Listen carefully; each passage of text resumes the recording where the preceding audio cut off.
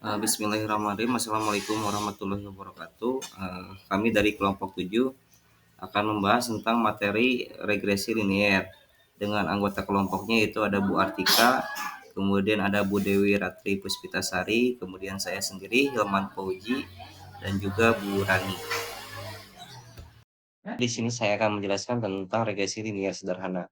Regresi linier sederhana pengertiannya itu adalah suatu metode statistik yang berfungsi untuk menguji sejauh mana hubungan sebab akibat antara variabel faktor penyebab X terhadap variabel akibatnya Y. Regresi linier sederhana atau sering disingkat dengan SLR, Simple Linear Regression, juga merupakan salah satu metode statistik yang penggunaannya dalam produksi untuk melakukan peramalan maupun prediksi untuk karakteristik kualitas maupun kuantitas. Nah, sekarang di slide berikutnya di sini ada perhitungan regresi linier sederhana di contoh soal, yaitu kemungkinan hubungan linier antara jumlah jam instruksi yang diterima karyawan tentang prosedur perakitan tertentu di pabrik dan jumlah unit yang dapat mereka produksi per jamnya. Berikut data yang dikumpulkan dari 5 karyawan. Nah, di sini disediakan contoh kasus ya. Contoh kasusnya itu adalah tentang hubungan linier antara jumlah jam dan instruksi yang diterima karyawan, yaitu sebagai variabel X, dan jumlah untuk yang diproduksi per jamnya itu adalah variabel Y. Nah, kemudian untuk mengetahui persamaan garis regresinya itu harus dihitung dulu kemiringan garis regresinya agar diketahui persamaan garis regresinya. Itu bisa menggunakan rumus B sama dengan di situ ada SXY per SXX sama dengan sigma XY dikurangi sigma X kali sigma Y per N dibagi sigma X kuadrat dikurangi sigma X pangkat 2 dibagi N. Nah, sehingga didapat, ini sudah dihitung pada tabel 2, yaitu perhitungan jam instruksi karyawan. Maka B itu dihasilkan yaitu 0,8. Nah, hal itu menunjukkan bahwa ketika X bertambah satu satuan, maka Y juga bertambah 0,8. Artinya itu ketika bertambah 1 jam instruksi, maka bertambah pula produktivitas hasil dari, unit yang dihasilkan sebesar 0,8 atau 0,8 unit per jamnya. Nah, kemudian Y dapat ditemukan dari rumus A sama dengan Y min BX yaitu 3,6. Kemudian dapat juga persamaan garisnya yaitu Y sama dengan 3,6 ditambah 0,8X. Nah, untuk hasil ini dapat memprediksi jumlah unit per jam yang akan diproduksi jika seorang karyawan memiliki jumlah jam pelatihan tertentu, atau jika jam pelatihannya ditambah, hasil unit yang dihasilkannya pun bertambah sebanyak 0,8. Oke, di slide berikutnya ini ada uji linearitas regresi. Nah, di uji linearitas regresi ini bertujuan untuk mengetahui apakah dua variabel itu mempunyai hubungan yang linear atau tidak. Nah, uji linearitas ini dapat dilakukan dengan beberapa langkah, yaitu yang pertama kita cari dulu kuadrat total, regresi A, regresi B, residu, galat kesalahan, ketidakcocokan. Nah, langkah yang kedua yaitu menghitung derajat kebebasan galat dan ketidakcocokannya. Dan yang ketiga yaitu menghitung jumlah rata-rata ketidakcocokan dan jumlah rata-rata galat. Nah, di samping slide-nya itu ada contoh soal ya, contoh kasus tentang perhitungan jam instruksi yang diterima karyawan X terhadap jumlah produksi per jamnya variabel Y. Nah, diberikan beberapa tabel. Yang pertama di situ ada kolom X, kolom Y, kolom X kuadrat, kolom Y kuadrat, dan kolom XY. Pertama kita cari dulu JKT-nya atau kuadrat totalnya, yaitu sigma Y kuadrat sama dengan 190. Kemudian kita cari regresi A, yaitu kita dapat 180. Kemudian kita cari regresi B. Maka regresi B ketika dihitung kita dapat nilai 5,92. Kemudian kita cari residunya itu kita dapat 4,08. Kemudian kita cari ketidakcocokan galatnya itu adalah 10. Kemudian kita cari ketidakcocokannya. Residu dikurangi galat, maka didapat hasilnya itu adalah negatif 5,92. Nah, langkah kedua kita mencari derajat kebebasan atau galat N dikurangi K. N itu jumlah datanya ya, dikurangi 4, maka dapat nilainya adalah 1.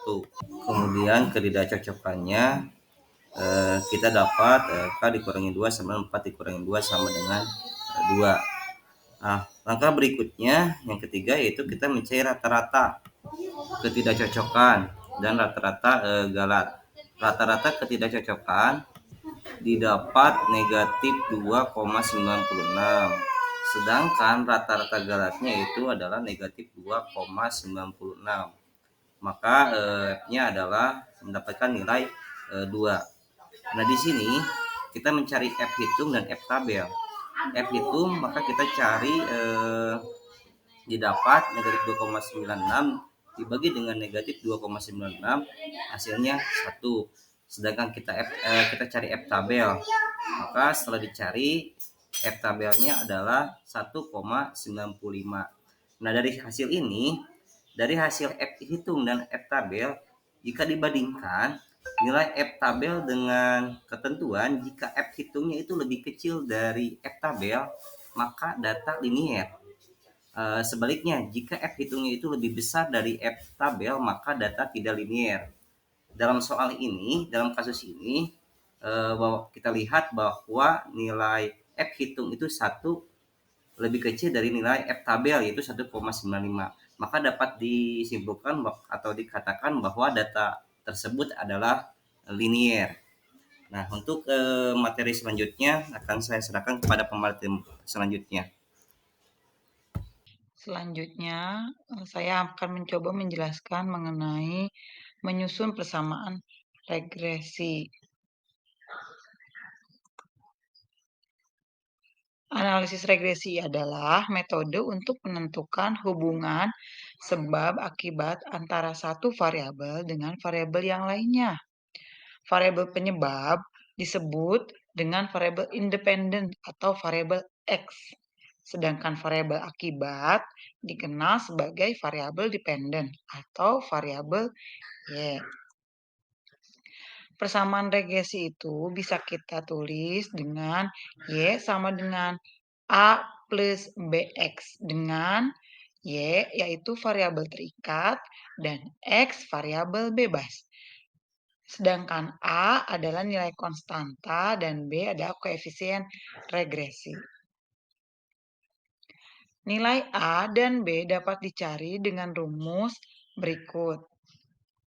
A sama dengan sigma Y dikali sigma X kuadrat dikurangi sigma X kali sigma XY per N kali sigma X kuadrat dikurangi sigma X dikuadratkan. Dan B dengan N kali sigma XY dikurangi sigma X kali sigma Y per N kali sigma X kuadrat dikurangi sigma X dikuadratkan. Dengan N banyaknya nilai ya. Kita lihat contohnya. Misalkan kita memiliki kasus mencari nilai tekanan darah pada pria dewasa. Bagaimanakah usia akan mempengaruhi tekanan darah pada pria dewasa? Nah, kita tampilkan beberapa sampel usia pria dewasa dan tekanan darah yang sudah diperiksa sebanyak 10. Antara usia dan tekanan darah pada pria dewasa, kita menggunakan sampel acak laki-laki berbagai usia. Cara menyusun persamaan regresinya adalah sebagai berikut. Data disajikan dalam bentuk tabel di mana X merupakan usia pria dewasa dan Y adalah tekanan darah dengan satuan milimeter Hg. Kita lihat perhitungannya itu bisa kita bantu dengan aplikasi-aplikasi perhitungan untuk memudahkan ya, ada X, Y, dan X kuadrat, dan Y kuadrat, dan XY. dengan nilai A dan B harus dicari terlebih dahulu dengan rumus yang sudah tadi kita tampilkan. Jadi perhitungannya kita masukkan angka ke rumus, kita dapatkan A-nya 53,693 dan B-nya kita dapatkan 0,6187. Jadi kalau sudah diketahui semuanya A dan B-nya, kita tinggal masukkan saja ke persamaan regresi linear seperti Y sama dengan A tambah BX, yaitu 53,70 tambah 0,6187X. Dari persamaan regresi tersebut dapat diartikan bahwa bila umur bertambah, maka tekanan darah meningkat sebesar 0,6187 mm Hg. Bagaimana cara menggambar garis regresi linear? Nah, misalkan data tabel yang tadi tentang usia dan tekanan darah dari 10 pria orang dewasa, bagaimana menggambar garis regresi linear dari data usia pria dewasa tersebut? Nah, kita bisa menggambarkan melalui aplikasi atau dengan bantuan Excel. Cukup memasukkan data X dan Y-nya, kemudian kita gambarkan garis regresi dari nilai yang ada dengan scatter plot sebagai berikut. Nah, ini adalah persamaan garis regresi linearnya. Mungkin hanya itu yang bisa saya sampaikan. Terima kasih. Selanjutnya akan saya lanjutkan presentasinya.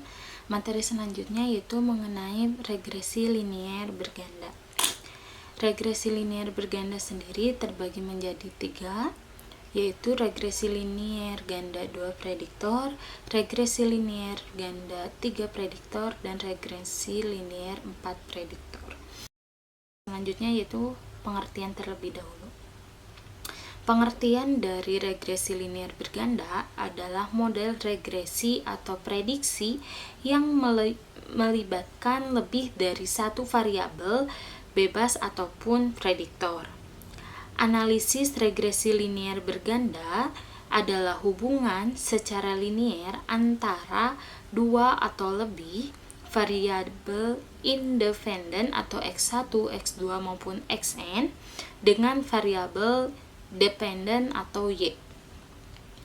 Analisis ini bertujuan untuk mengetahui arah hubungan antara variabel independen dengan variabel dependen.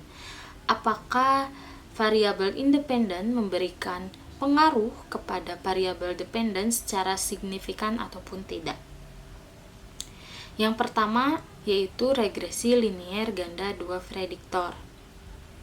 Regresi linear ganda 2 prediktor memiliki model persamaan yaitu Y sama dengan A tambah B1 kali X1 tambah B2 kali X2 dengan Y merupakan variabel terikat, X1 adalah variabel bebas prediktor pertama, X2 merupakan variabel bebas prediktor kedua, A merupakan konstanta, B1 merupakan koefisien regresi dari prediktor pertama, B2 koefisien regresi dari prediktor yang kedua.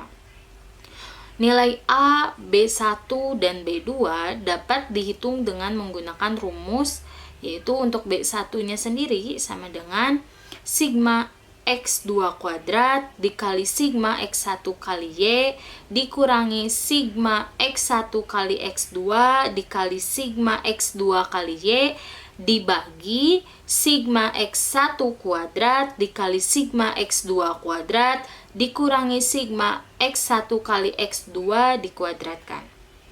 Dan untuk mencari B2, rumusnya yaitu sama dengan sigma X1 kuadrat dikali sigma X2 kali Y dikurangi sigma X1 kali X2 dikali sigma X1 kali Y dibagi sigma X1 kuadrat dikali sigma X2 kuadrat dikurangi sigma X1 kali X2 dikuadratkan. Dan untuk mencari A atau konstantanya sendiri sama dengan sigma Y per N dikurangi B1 dikali sigma X1 bagi N dikurangi B2 dikali sigma X2 dibagi N. Sebelum kita menentukan nilai A, B1 dan B2 sendiri, alangkah lebih baiknya kita melakukan perhitungan terlebih dahulu menggunakan tabel bantuan. Tabel bantuan di sini terdiri dari nomor X1, X2, Y, X1 kuadrat, X2 kuadrat, Y kuadrat, X1 kali Y, X2 kali Y, X1 kali X2. Dan pada kolom terakhir yang paling bawah itu yaitu sigma dari setiap kolomnya. Misal sigma X1, sigma X2, sigma Y, sigma X1 kuadrat, sigma X2 kuadrat, sigma Y kuadrat, sigma X1 kali Y, sigma X2 kali Y, sigma X1 kali X2. Untuk sigma X1 kuadrat sendiri yaitu rumusnya sigma X1 kuadrat dikurangi sigma X1 pangkat 2 dibagi N. Selanjutnya sigma X2 kuadrat sama dengan sigma X2 kuadrat dikurangi sigma X2 dikuadratkan dibagi N. Sigma Y kuadrat sama dengan sigma Y kuadrat dikurangi sigma Y dikuadratkan dibagi N. Dan sigma X1Y sama dengan sigma X1 kali Y dikurangi sigma X1 dikali sigma Y dibagi N. Selanjutnya sigma X2 dikali Y sama dengan sigma X2 kali Y dikurangi sigma X2 dikali sigma Y per N. Dan sigma X1 kali X2 sama dengan sigma X1 dikali X2 dikurangi sigma X1 dikali sigma X2 dibagi N.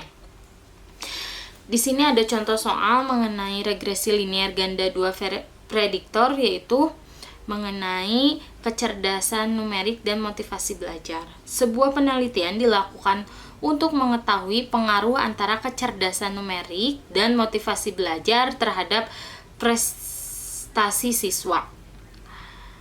Yang menjadi X1-nya sendiri yaitu kecerdasan numerik dan motivasi belajar merupakan X2 dan prestasi siswanya merupakan Y.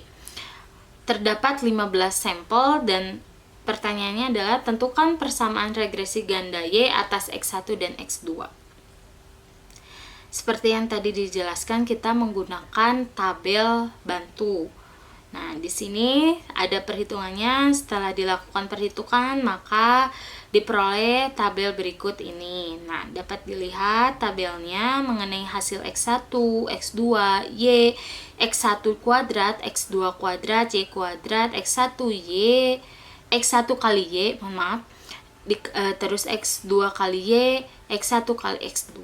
Nah, setelah dihitung, hasilnya sudah ditemukan bahwa sigma X1 kuadrat sama dengan 505,73, sigma X2 kuadrat sama dengan 821,73, sigma Y kuadrat sama dengan 458,33, sigma X1 kali Y sama dengan 351,53, sigma X2 kali Y sama dengan 460,13, sigma X1 kali X2 sama dengan 620,93.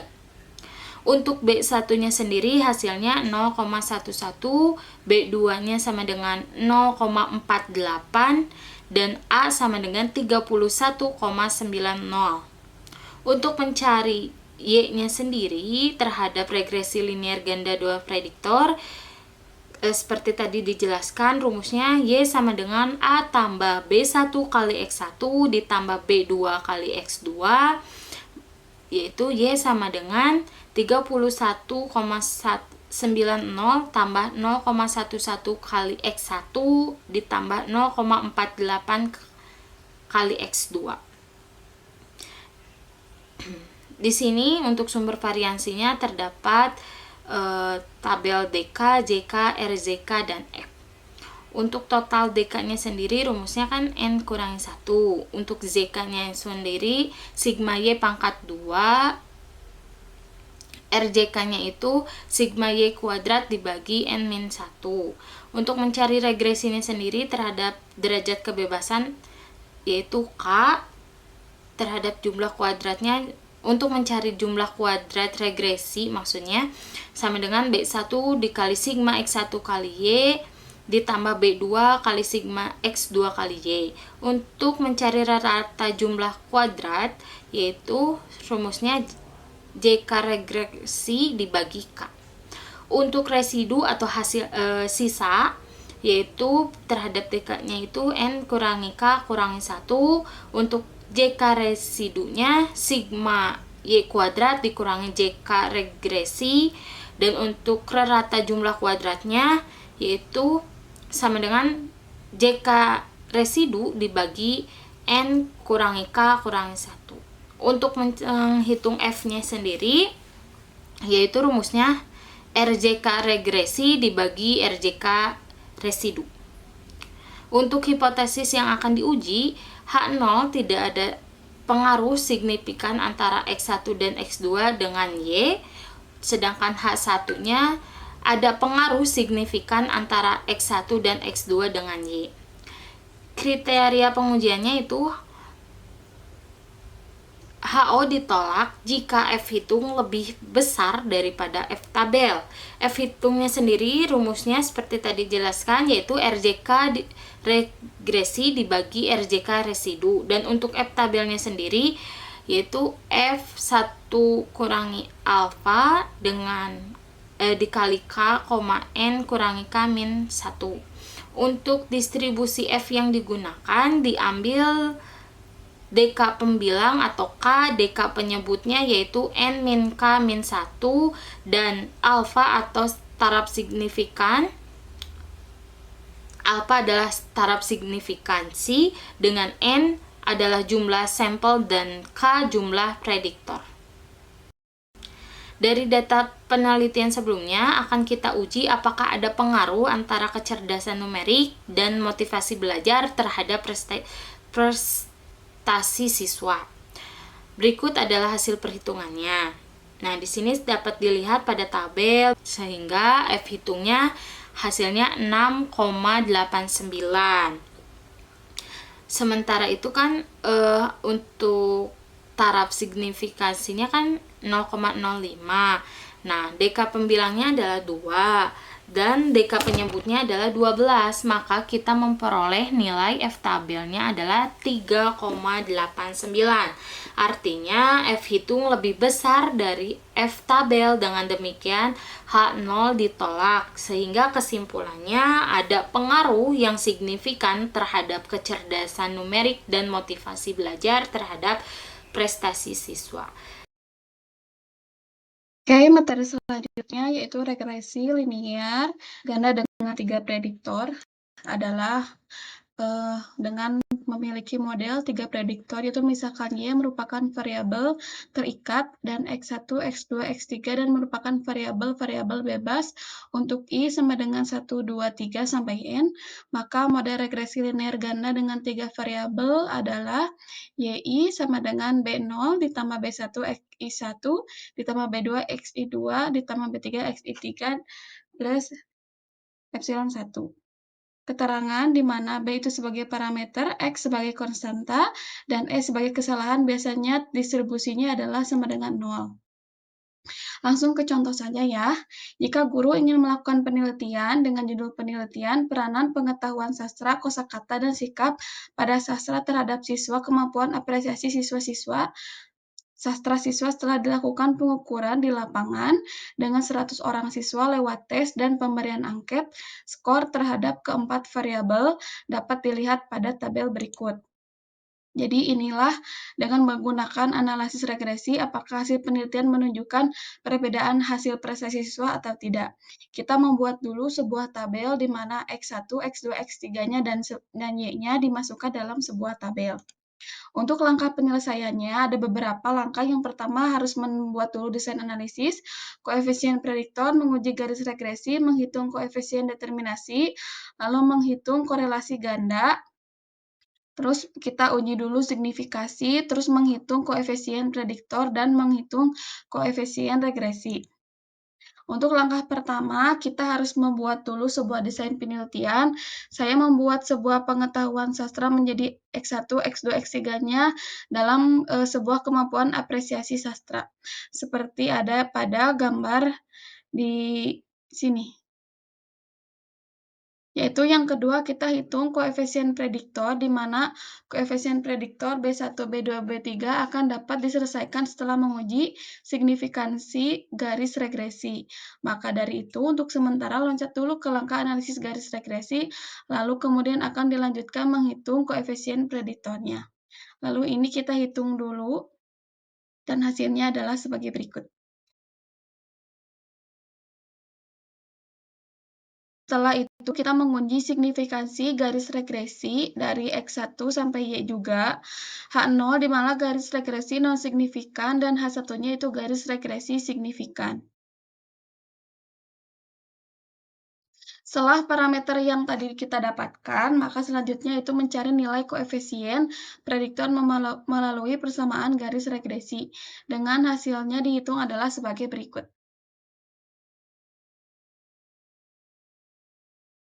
Selanjutnya adalah mengeliminasi ketiga persamaan tadi untuk memperoleh nilai koefisien prediktor. Jadi untuk tahap ini saya menggunakan metode eliminasi. Yang pertama kita menggunakan metode eliminasi untuk menemukan persamaan dua peubah antara persamaan 1 dan 2. Misalnya diberi nama persamaan 4. Menggunakan metode eliminasi untuk menemukan persamaan dua peubah antara persamaan 1 dan 3. Misalnya diberi nama persamaan 5. Menggunakan metode eliminasi pada persamaan 4 dan 5 untuk mendapatkan nilai B1, B2, dan B3, maka akan mendapatkan hasilnya sebagai berikut. Next. Dan ini kelanjutannya menjadi persamaan selanjutnya.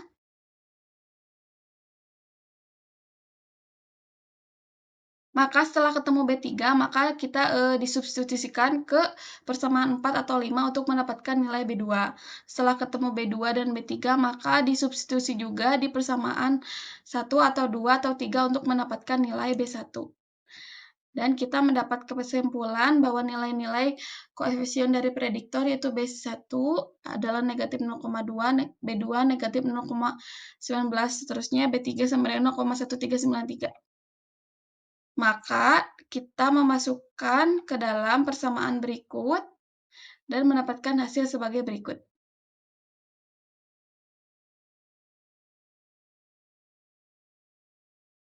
Kesimpulannya, dari persamaan yang telah diselesaikan tersebut diperoleh konstanta A sama dengan 98,516. Dengan demikian, persamaan regresi dapat diperoleh Y sama dengan 98,516 dikurangi 0,2 X1 dikurangi 0,19 X2 ditambah 0,139 X3.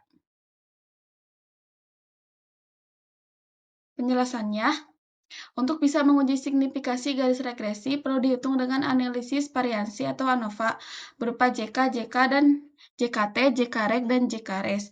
Dengan membagi JK dengan masing-masing dB-nya akan diperoleh rata kuadrat atau kuadrat tengahnya. Selanjutnya dapat dihitung rasio F sama dengan KTreg per KTRes dengan membandingkan antara F hitung dan F tabel, dapat disimpulkan bahwa garis regresi signifikan atau tidak. Selanjutnya yaitu menghitung JK atau SS-nya. Kita hitung dulu, masukkan JK total, JK regresi, dan JK residunya yang dari persamaan yang sebelumnya. Lalu setelah JK secara perhitung halus dari tabel, didapatkan bahwa langkah selanjutnya adalah menghitung kuadrat tengah MS atau RK-nya. Lalu kita dapat kesimpulan dengan hasil sebagai berikut.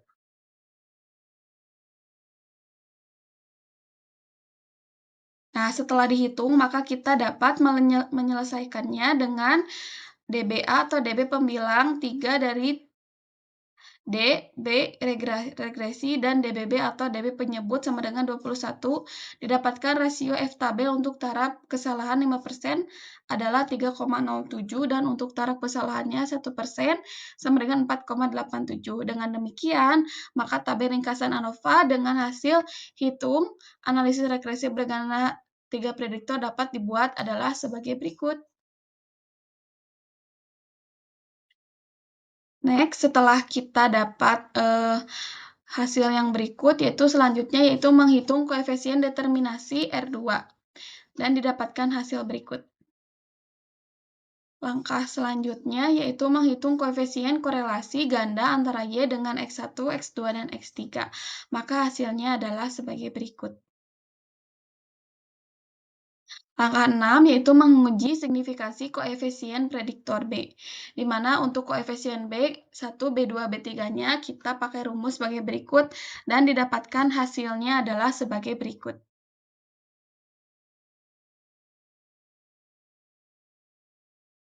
Maka untuk koefisien B1, B2, dan B3, kita dapat kesimpulan cara penghitungnya dengan menggunakan R, X1, X2, X3-nya adalah sebagai berikut.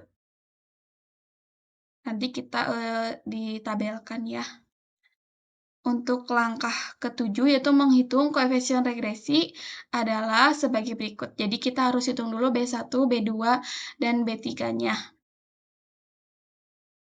Ini adalah kesimpulannya dengan DB sebesar 21 dari DB residu didapatkan rasio tabel untuk taraf kesalahan 5% sama dengan 2,08 dan untuk taraf kesalahan 1% sama dengan 2,83. Dengan demikian, maka tabel ringkasan ANOVA dengan koefisien konstanta dari prediktor dapat dibuat sebagai berikut. Tahap akhir kesimpulannya, maka disimpulkan H0 diterima. Terima kasih. Selanjutnya saya lanjutkan kembali mengenai regresi linear ganda 4 prediktor. Hampir sama dengan yang 2 prediktor maupun 3 prediktor, yaitu yang membedakan hanya di sini ditambahkan lagi satu variabel bebasnya. Untuk rumusnya sendiri hampir sama, yaitu Y sama dengan A tambah B1 kali X1 tambah B2 kali X2 tambah B3 kali X3 tambah B4 kali X4. Seperti yang kita ketahui, A-nya sendiri adalah konstanta, X1 sampai X4-nya adalah variabel bebas, B1 sampai B4-nya adalah koefisien regresi dari setiap prediktor. Untuk mencari nilai dari A, B1, B2, B3 maupun B4 ada rumusnya sendiri, yaitu kita harus mencari terlebih dahulu sigma X1 kali Y yaitu sama dengan B1 kali sigma X1 pangkat 2 ditambah B2 kali sigma X1 kali X2 tambah B3 sigma X1 kali X3 tambah B4 sigma X1 kali X4. Selanjutnya sigma X2 kali Y hasil dari B1 kali sigma X1 kali X2 tambah B2 kali sigma X1 kuadrat tambah B3 kali sigma X2 kali X3 tambah B4 sigma X2 kali X4. Untuk sigma X3 kali Y hasil dari B1 kali sigma X1 kali X3 tambah B2 kali sigma X2 kali X3 tambah B3 sigma X3 kali sigma X3 pangkat 2 tambah B4 sigma X3 kali X4. Dan selanjutnya sigma X4 kali Y hasil dari B1 dikali sigma X1 kali X4 tambah B2 kali sigma X2 kali X4 tambah B3 sigma X3 kali X4 tambah B4 kali sigma X4 pangkat kuadrat. Untuk konstantanya sendiri dapat dicari dari hasil rata Y dikurangi B1 dikali rata X1 dikurangi B2 dikali rataan X2 dikurangi B3 rata X3 dikurangi B4 kali rata X4.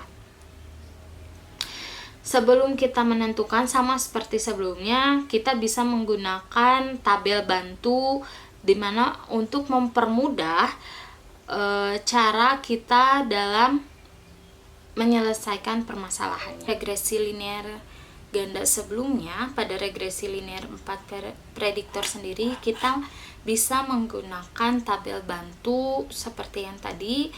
Dalam tabel bantu sendiri itu berfungsi untuk mempermudah kita dalam perhitungan.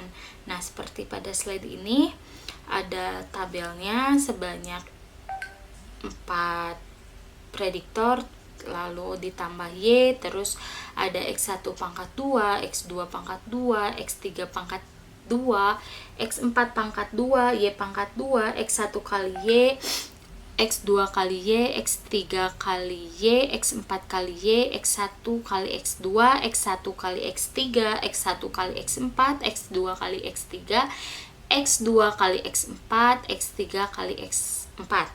Nah, untuk mencari hasil dari sigmanya sendiri sudah dilampirkan di sini, ada rumus-rumusnya. X1 untuk sigma X1 kali Y sama seperti yang tadi telah dijelaskan ya, ada di sini pada slide ini. Yaitu selanjutnya pun ada contoh soal mengenai regresi linear ganda 4 prediktor. Nah, di sini sebuah penelitian dilakukan untuk mengetahui pengaruh antara kecerdasan numerik, lalu pemahaman matematis, lalu komunikasi matematis, dan motivasi belajar terhadap prestasi belajar siswa. Nah, di sini ditanyakan tentukan persamaan regresi ganda Y atas X1, X2, X3, dan X4. Lakukan pengujian keberartian pengaruh regresi ganda Y atas X1, X2, X3, dan X4 secara bersama-sama dan tentukan keberartian pengaruh regresi Y atas X1, X2, X3, dan X4 secara parsial. Nah, di sini ada 10 sampel yang akan diteliti. Nah, sebelum melakukan perhitungan, kita menetapkan terlebih dahulu hipotesis sebagai berikut. H0 sama dengan tidak ada pengaruh signifikan antara kecerdasan numerik, pemahaman matematis, komunikasi matematis, dan motivasi belajar siswa terhadap prestasi belajar siswa. Untuk H1-nya ada pengaruh signifikan antara kecerdasan numerik, pemahaman matematis, komunikasi matematis, dan motivasi belajar siswa terhadap prestasi belajar siswa. Nah, selanjutnya yaitu telah dilakukan perhitungan dari dalam tabel bantu sendiri tadi. Di sini sudah terlihat hasilnya, Bapak Ibu silakan dilihat. Selanjutnya dari analisis yang tadi, tabel perhitungan tadi, nah kita dapatkan yaitu koefisien regresi secara berturut-turut, yaitu untuk konstantanya sendiri 2,861, B1 0,827, B2 nya ada negatif 0,670, B3 nya 0,612, B4 nya 0,331. Untuk koefisien korelasi gandanya sendiri, rumusnya R kuadrat sama dengan sigma BSI kali SIY per SYY. R kuadrat sama dengan B1 kali sigma X1 kali Y tambah B2 kali sigma X2 kali Y tambah B3 kali sigma X3 kali Y tambah B4 sigma X4 kali Y dibagi sigma Y kuadrat,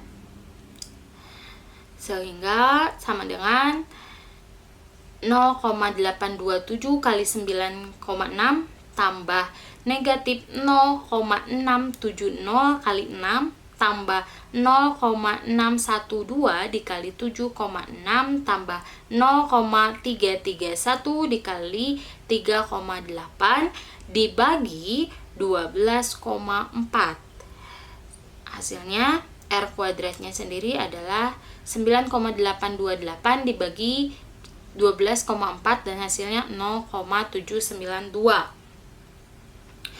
Uji signifikansi koefisien korelasi ganda. Nah, F hitung rumusnya sama dengan R kuadrat per K dibagi 1 kurangi R kuadrat per N min K min 1 sama dengan 0,792 dibagi 4 per 1 kurang 0,792 dibagi 10 kurangi 4 kurangi 1 sama dengan 3,96 per 0,832 dan mendapatkan hasil 4,760.